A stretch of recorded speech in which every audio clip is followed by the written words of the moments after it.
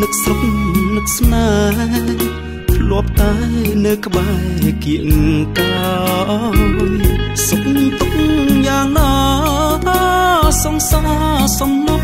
បងអើយ2 ឆ្នាំមកហើយអូនអើយបងឃ្លាតពីថ្ងៃនឹកដល់ថ្ងៃបែកអូនស្រែកផ្ដាំបងគ្រប់ម៉ាត់បងសែនរន្ធត់អាណិតដល់ចិត្តសង្សារបែកអូន2 ឆ្នាំឥឡូវស្រាប់តែឮថាខែក្រោយជីវ៉ារៀបការចោលរូបបងហើ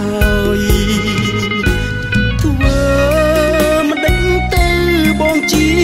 ពលករស្នេហ៍ស្មោះមិនល្អដូចគេមានឡានវិឡាតែបងនៅស្ដា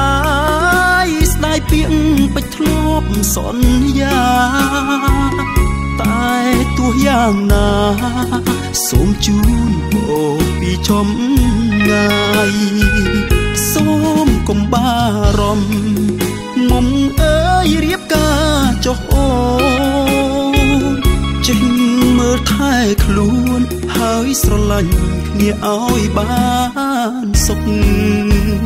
ពលករស្រុកគេមានតែទឹកភ្នែកចងដៃ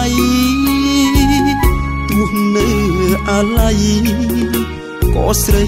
មិនមែនជាគូឲ្យអូនទៅគេ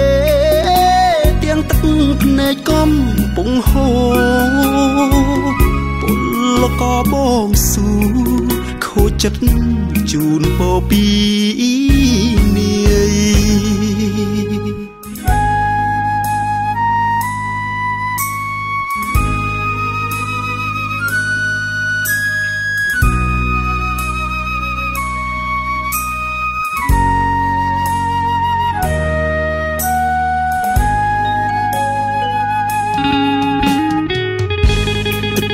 បងហូបសូមជូនពរស្រីពីចម្ងាយបងមានអ្វីចងដៃអូនទេពលករស្រុកគេមានតែទឹកភ្នែកចងដៃទោះនៅអាឡ័យក៏ស្រីមិនមែនជាគូឲ្យអូនទៅគេទាំងទឹកភ្នែកកំពុងហូរពលករបងស៊ូខូចចិត្តជូនពរពី